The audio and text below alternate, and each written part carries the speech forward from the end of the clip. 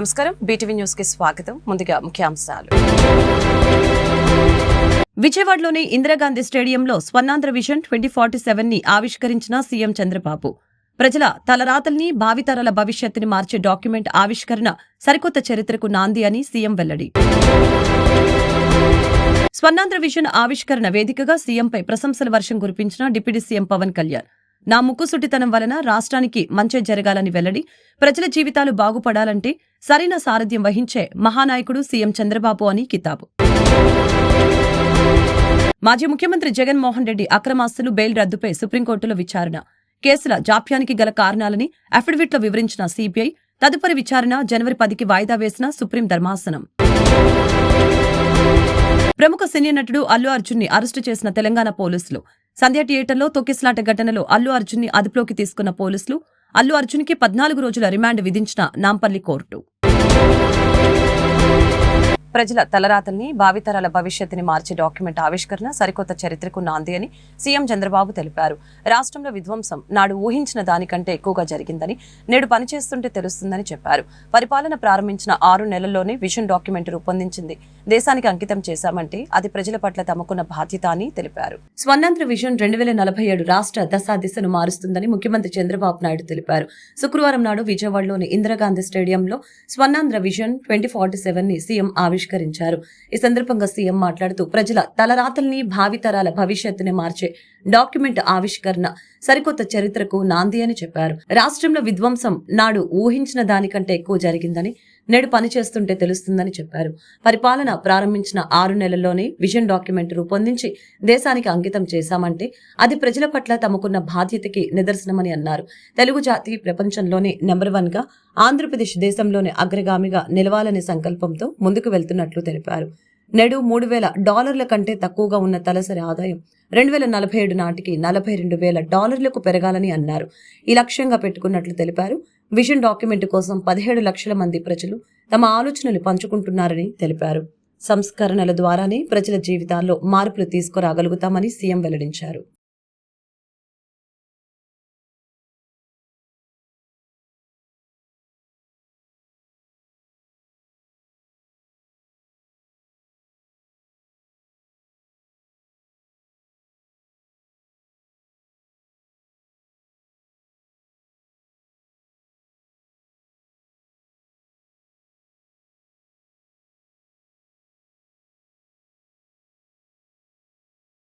Vision 2047 document తీసుకొచ్చి ఈరోజు తెలుగు జాతికి, భారతదేశానికి అంకితం చేశామంటే అది మాకుండే అకుంఠిత దీక్ష అని చెప్పి కూడా మరి ఒక్కసారి మీ అందరికీ విజ్ఞప్తి చేస్తున్నా.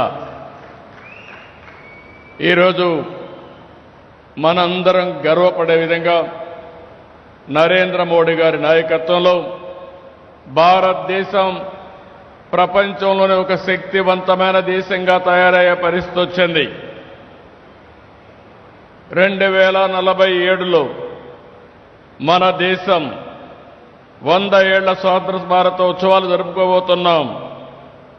అప్పటికల్లా ప్రపంచంలో ఒక అగ్రదేశంగా ఉండాలనే ఉద్దేశంతో వికసిత్ భారత్ 2047 ప్రధానమంత్రి గారు తయారు చేశారు. అయితే కేంద్రంలో ఎన్డీఏ ప్రభుత్వం వికసిత్ భారత్ 2047 పేరుతో లక్ష్యాలు నిర్దేశించుకొని ముందుకు పోతున్నారు.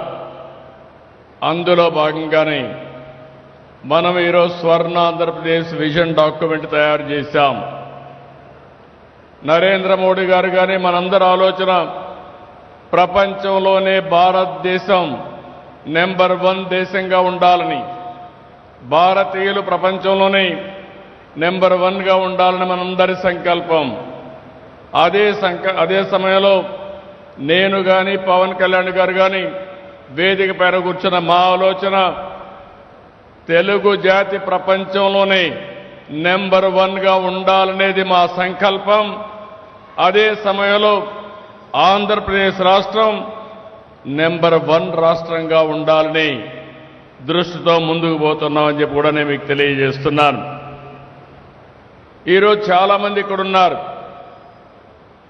ఈరోజు ఒక నిర్దిష్టమైన ఆలోచనలతో వచ్చాం. ఈరోజు మన రాష్ట్రంలో మీరు చూస్తే తలసరి ఆదాయం $3,000 కంటే తక్కువ. ఈరోజు మేము పెట్టుకున్నది 2047కి $42,000 తలసరి ఆదాయాన్ని సంపాదించాలని ఒక లక్ష్యంగా పెట్టుకున్నాం. ఇక్కడుండే మీరందరూ అనుకుంటారు ఇది సాధ్యమా అని. కానీ ఇప్పుడే పవన్ కళ్యాణ్ గారు ఒక మాట చెప్పారు. హైదరాబాద్లో మీరు చూస్తే రెండు నగరాలు, ఒకటి హైదరాబాద్, ఒకటి సికింద్రాబాద్. ఆ రోజు ఆలోచించాం, ఏదైతే వెస్టర్న్ సైడ్ వెళితే అక్కడంతా రాళ్ళు గుట్టలు ఉండేటివి.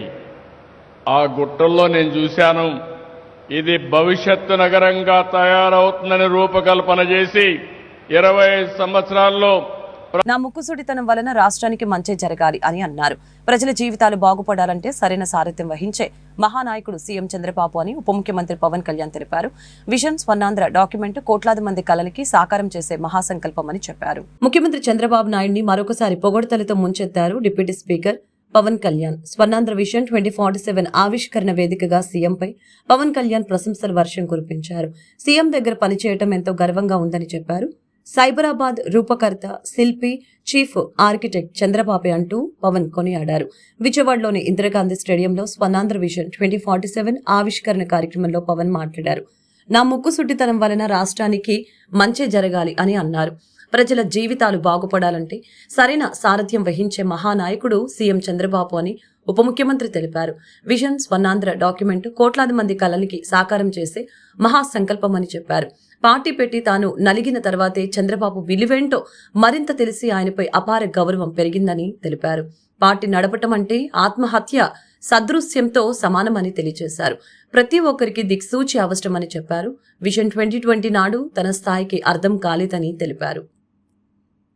స్టేట్మెంట్ ఇచ్చినప్పుడు అదే మాదాపూర్లో అదే చోట్ల మేము ట్రైనింగ్ కనో లేదంటే రకరకాల వెళ్ళేవాళ్ళం ఆ రాళ్ళు రప్పలు చూడడానికి.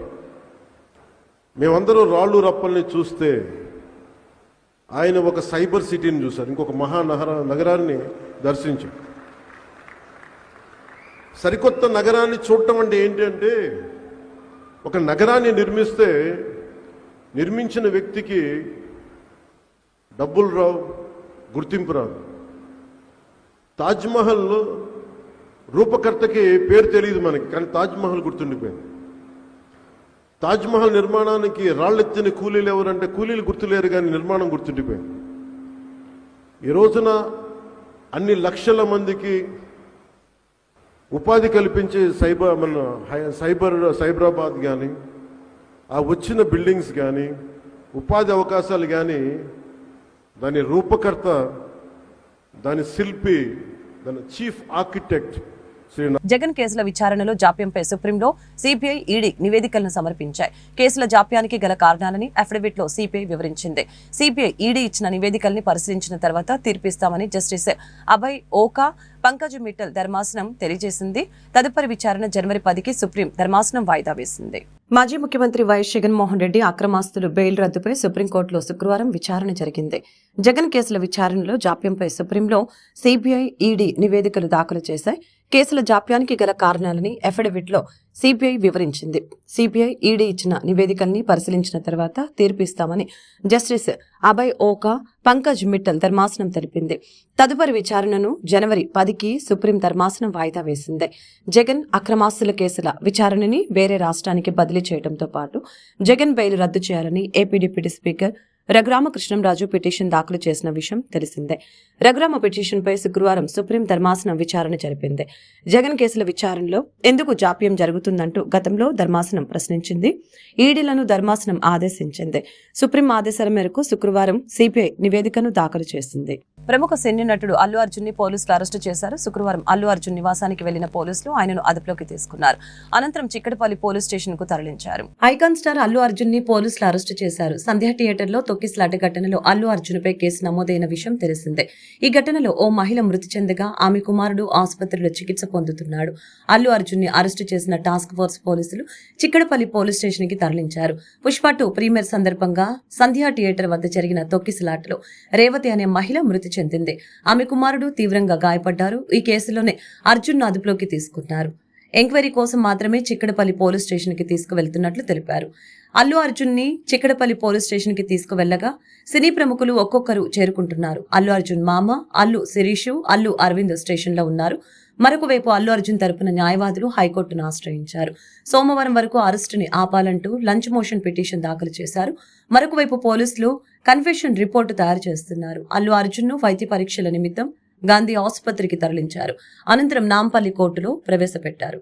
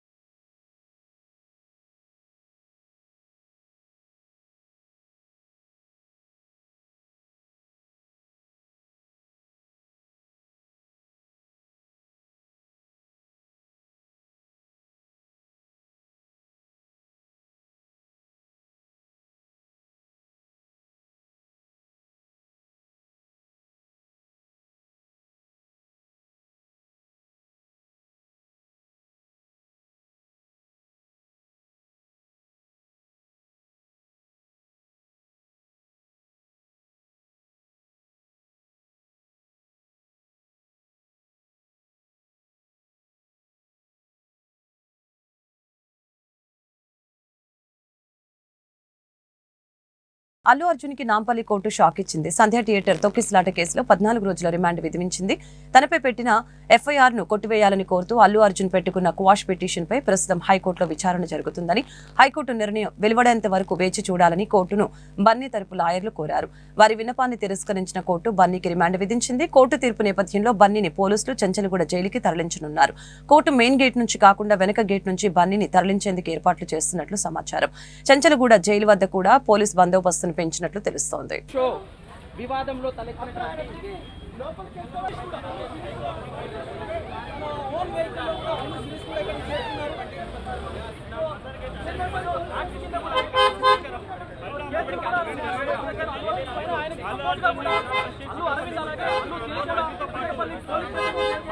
శిరీష్ కూడా ఇక్కడికి వచ్చిన పిఎస్కి వెళ్తారా లేకపోతే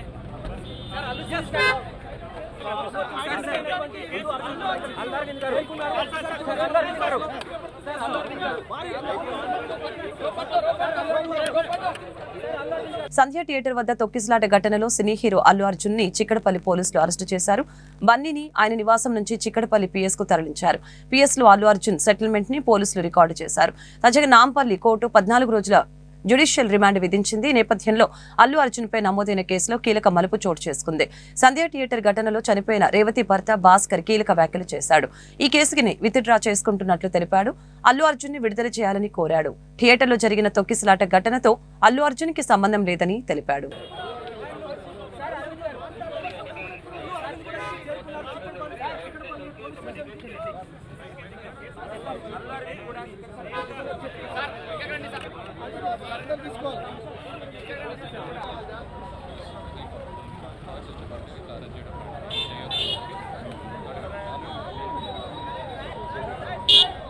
ఎన్టీఆర్ జిల్లాలో వైఎస్ఆర్సీపీ నేతలు చేపట్టిన రైతన్నకు అండగా కార్యక్రమం ఉద్రిక్తతకు దారితీసింది. వినతి పత్రం అందించేందుకు వైసీపీ నేతలు విజయవాడలోని కలెక్టర్ క్యాంపు కార్యాలయానికి వెళ్తూ ఉండగా ఎక్కడికక్కడ పోలీసులు అడ్డుకున్నారు. దేవినేని అవినాష్, మేయర్ రాయన భాగ్యలక్ష్మి ఇతర నేతలను అరెస్టు చేసి పోలీస్ స్టేషన్ కి తరలించారు.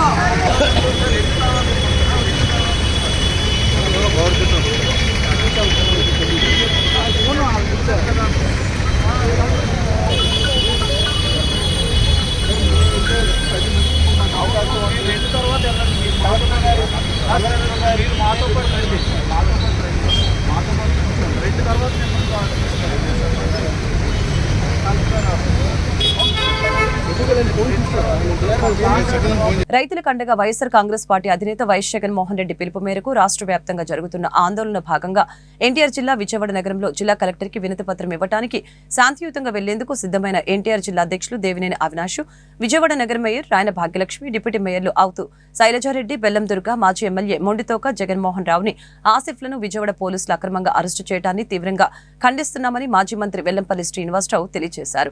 కూటమి ప్రభుత్వం ఎన్నికల్లో ఇచ్చినటువంటి వాగ్దానం ఏదైతే ఉందో రైతులకు 20,000 రూపాయలు ఇస్తామని చెప్పిన మాటని తప్పించుకొని తిరుగుతున్నారని, కూటమి ప్రభుత్వానికి వ్యతిరేకంగా తలపెట్టిన అటువంటి శాంతియుత కార్యక్రమాన్ని అక్రమంగా అడ్డుకోవటం సబబు కాదని ఈ సందర్భంగా మండిపడ్డారు. సూపర్ 6 అని ప్రజలకి ఒక క్రికెట్ 6 ఇచ్చిన కూటమి ప్రభుత్వానికి ప్రజలు రానున్న రోజుల్లో సరైన రీతిలో బుద్ధి చెప్తారని అన్నారు. ఈ నేపథ్యంలో వెల్లంపల్లిని జిల్లా కలెక్టర్ కార్యాలయానికి వెళ్లకుండా పోలీసులు ఎక్కడికక్కడ అడ్డుకున్నారు.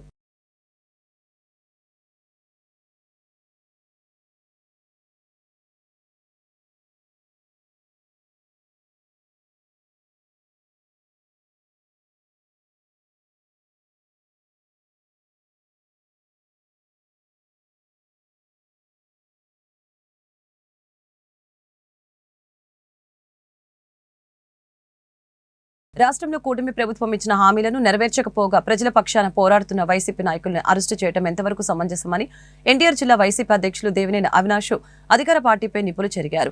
రైతుల ఆవేదన అధికారుల దృష్టికి తీసుకువెళ్లే ప్రయత్నం చేశామని, దీనిని అడ్డుకుంటూ కూటమి ప్రభుత్వం చేసిన అక్రమ అరెస్టులకి రానున్న కాలంలో ప్రజలే తగిన విధంగా బుద్ధి చెప్తారని తెలిపారు. ప్రజల పక్షాన పోరాడతామని వైఎస్ఆర్ కాంగ్రెస్ పార్టీ ఆధ్వర్యంలో ఈ నెల 13వ తేదీన ఇచ్చిన పిలుపు మేరకు కలెక్టర్ కి వినతి పత్రం ఇవ్వడానికి వెళ్లిన ఎన్టీఆర్ జిల్లా వైసీపీ అధ్యక్షులు దేవినేని అవినాష్ ని అరెస్టు చేసి ఇబ్రహీంపట్నం పోలీస్ స్టేషన్ కి తరలించిన సంగతి తెలిసిందే.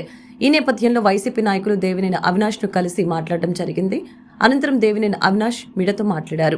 రాష్ట్ర వ్యాప్తంగా ప్రతి జిల్లాలో కార్యక్రమానికి ప్రణాళిక చేశామని, ప్రభుత్వ కార్యక్రమం ఉందనే సాకుతో మమ్మల్ని అరెస్టు చేశారని ఈ సందర్భంగా మండిపడ్డారు. రైతుల ఆవేదన అధికారుల దృష్టికి తీసుకువెళ్లే ప్రయత్నం చేశామని, నడి రోడ్డుపై మమ్మల్ని అరెస్టు చేశారని వాపోయారు.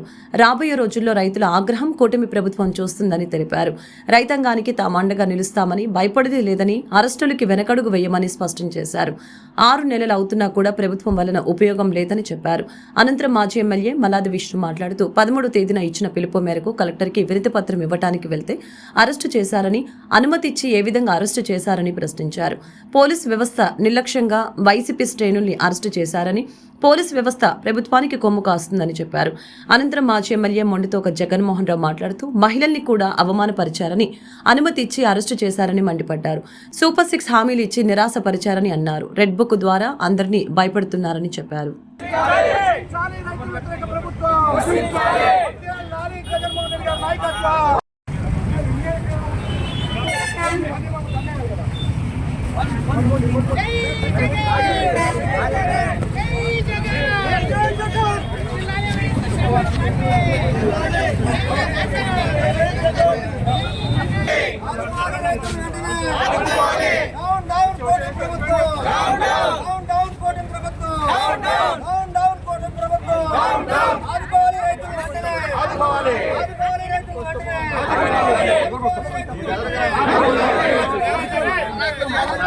పెద్దలు డాక్టర్ గారు చెప్పారు, ధాన్యం ఇదివరకు జగన్మోహన్ రెడ్డి గారు ఒక ప్రభుత్వంలో 1,200 రూపాయలు పలికితే ఈరోజు 1,300 రూపాయలు, అది దళారి చేతుల మీద.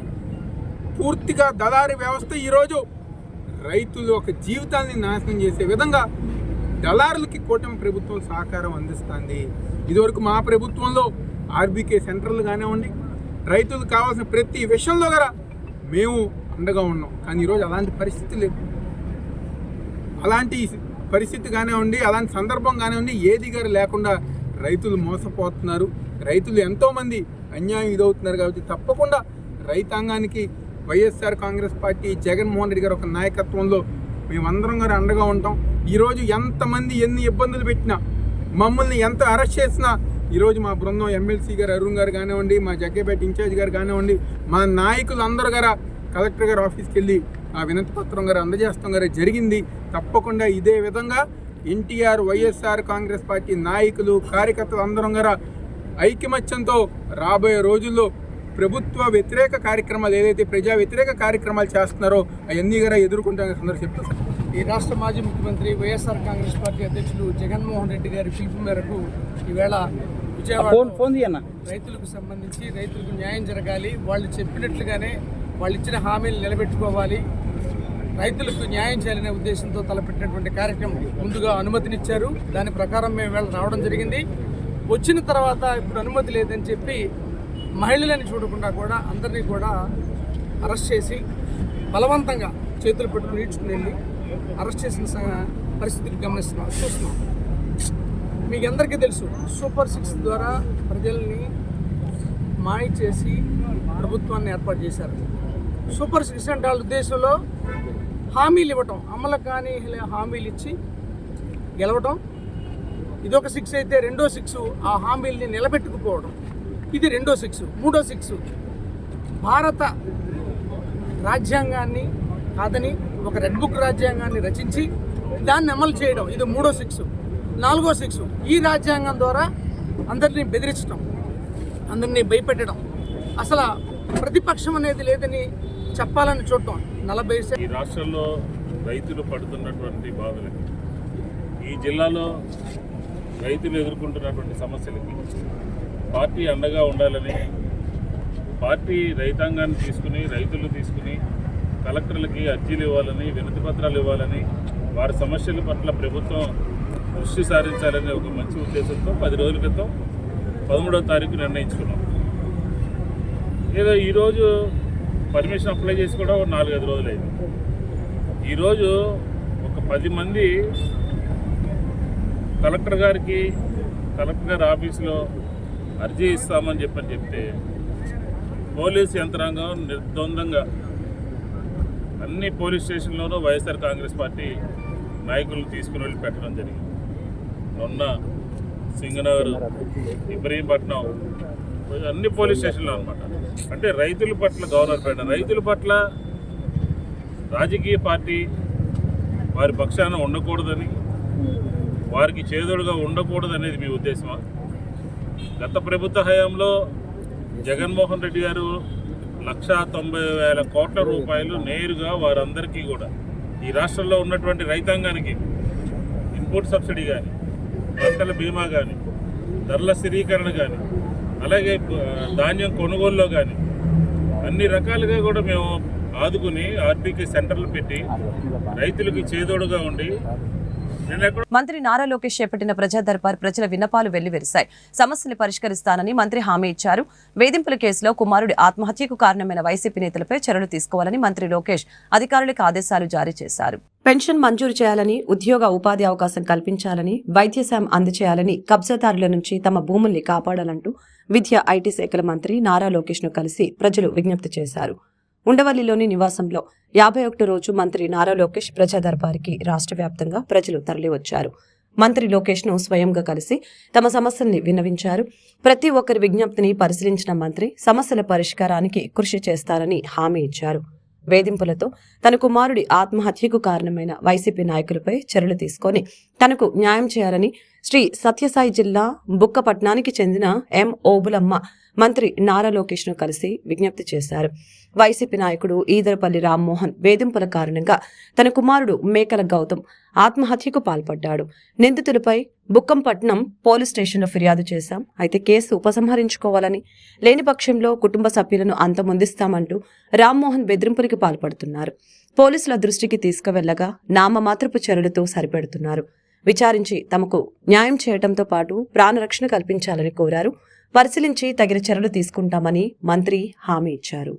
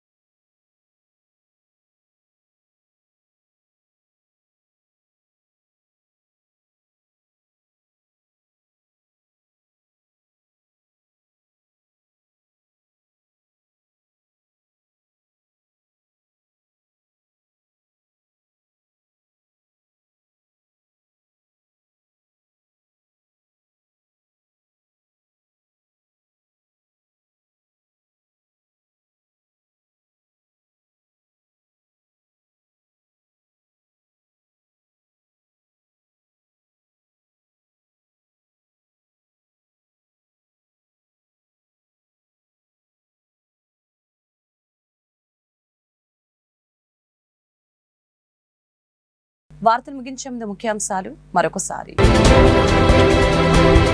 విజయవాడలోని ఇందిరాగాంధీ స్టేడియంలో స్వర్ణాంధ్ర విజన్ 2047ని ఆవిష్కరించిన సీఎం చంద్రబాబు. ప్రజల తలరాతల్ని, భావితరాల భవిష్యత్తుని మార్చే డాక్యుమెంట్ ఆవిష్కరణ సరికొత్త చరిత్రకు నాంది అని సీఎం వెల్లడి. స్వర్ణాంధ్ర విజన్ ఆవిష్కరణ వేదికగా సీఎంపై ప్రశంసల వర్షం కురిపించిన డిప్యూటీ సీఎం పవన్ కళ్యాణ్. నా ముక్కుసుటితనం వలన రాష్ట్రానికి మంచి జరగాలని వెల్లడి. ప్రజల జీవితాలు బాగుపడాలంటే సరైన సారథ్యం వహించే మహానాయకుడు సీఎం చంద్రబాబు అని కితాబు.